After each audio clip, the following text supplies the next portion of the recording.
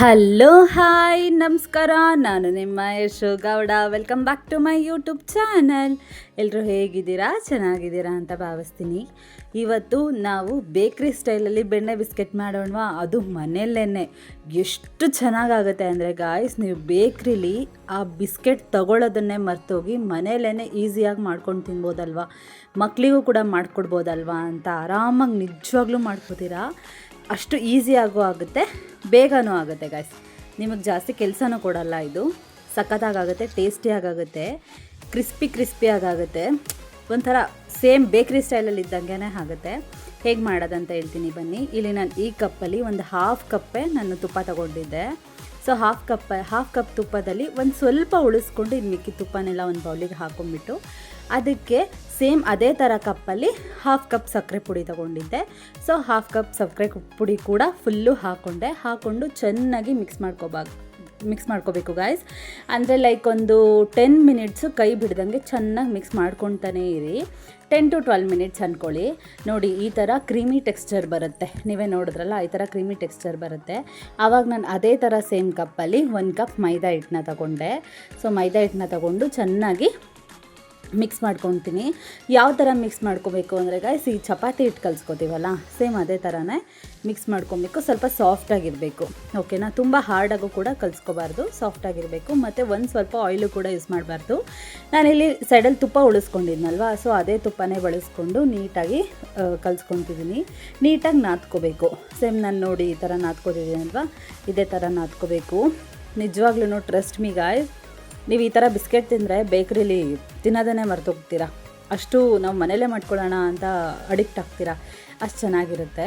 ನೋಡಿ, ನಾನು ಈ ಥರ ಎಲ್ಲನೂ ಮಿತ್ಕೊಂಡ್ಬಿಟ್ಟು ಅದಾದಮೇಲೆ ಒಂದು 10 to 15 ಮಿನಿಟ್ಸ್ ನಾನು ಚೆನ್ನಾಗಿ ನಾದ್ಕೊಳ್ಳೋಕೆ ಬಿಟ್ಬಿಟ್ಟೆ.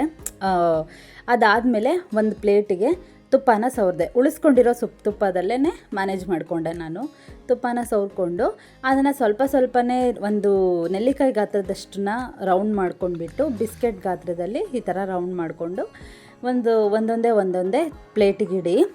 ಪ್ಲೇಟಲ್ಲಿ ಇಡಬೇಕಾದ್ರೆ ಇನ್ನೊಂದೇನು ಮಾಡಬೇಕಂದ್ರೆ, ನೀವು ಹತ್ರ ಇಡಬಾರ್ದು ಗಾಯ್ಸ್.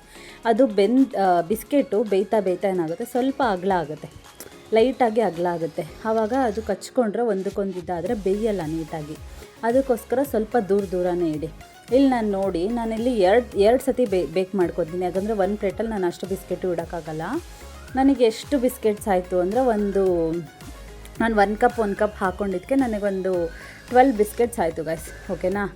ನೋಡಿ, ನಾನು ಈ ಥರ 2 ಸತಿ ಮಾಡಿಕೊಂಡೆ. ನೋಡಿ, ಒಂದು ಪ್ಲೇಟಿಗೆ ಇದನ್ನೆಲ್ಲನೂ ಎತ್ತಿಟ್ಕೊಂಡ್ಬಿಟ್ಟು ನಾನಿಲ್ಲಿ ಬಾದಾಮಿ ಇತ್ತು ಸ್ವಲ್ಪ, ಅದನ್ನೇ ಅರ್ಧ ಚಿಕ್ಕ ಕಟ್ ಮಾಡಿಕೊಂಡು ಮಧ್ಯ ಗಾರ್ನಿಷಿಂಗ್ ಥರ ಇಟ್ಕೊಂಡೆ. ಅದು ಬೇಕಾದ್ರೆ ಇಟ್ಕೋಬೋದು, ಇಲ್ಲ ಅಂದರೆ ಬೇಡ. ಅದಾದಮೇಲೆ ಒಂದು ಪ್ಯಾನಿಗೆ ಚೆನ್ನಾಗಿ ಉಪ್ಪು ಹಾಕ್ಕೊಂಬಿಟ್ಟು ಉಪ್ಪು ಚೆನ್ನಾಗಿ ಕಾದ್ಮೇಲೆ ಒಂದು ಪಾತ್ರೆ ಸ್ಟ್ಯಾಂಡ್ ಇರುತ್ತಲ್ಲ, ಆ ಪಾತ್ರೆ ಸ್ಟ್ಯಾಂಡ್ ಇಟ್ಕೊಂಡು ಬೇಕ್ ಮಾಡ್ಕೊಳ್ಳಿ. ಇಲ್ಲಿ ನಾನು 15 ಮಿನಿಟ್ಸ್ ಬೇಕ್ ಮಾಡಿದ್ದೀನಿ. ಕರೆಕ್ಟಾಗಿ 15 ಮಿನಿಟ್ಸ್ ಬೇಕ್ ಮಾಡಿದ್ದೀನಿ ಗಾಯ್ಸ್. 15 ಮಿನಿಟ್ಸ್ ಸಾಕು. ಲೋ ಫ್ಲೇಮಲ್ಲಿ 15 ಮಿನಿಟ್ಸ್ ಬೇಕ್ ಮಾಡಬೇಕು.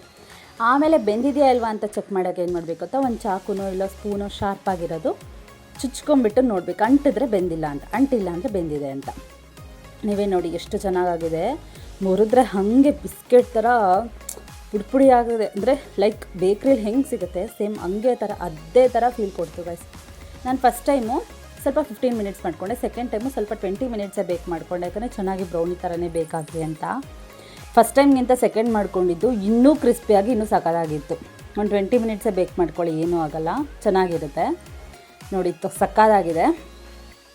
ಈ ಬಿಸ್ಕೆಟ್ ನಿಮ್ಗೆ ಇಷ್ಟ ಆಗಿದ್ರೆ, ಈ ವಿಡಿಯೋ ನಿಮ್ಗೆ ಇಷ್ಟ ಆಗಿದ್ರೆ ನೀವು ಕೂಡ ತಪ್ಪದೆ ಮಾಡ್ಕೊಳ್ಳಿ. ದಯವಿಟ್ಟು ನನಗೂ ಕೂಡ ಲೈಕ್ ಮಾಡಿ, ಶೇರ್ ಮಾಡಿ, ಕಮೆಂಟ್ ಮಾಡಿ, ಸಬ್ಸ್ಕ್ರೈಬ್ ಮಾಡ್ಕೊಳ್ಳಿ. ಹೀಗೆ ನನಗೆ ಸಪೋರ್ಟ್ ಮಾಡಿ, ಓಕೆನಾ?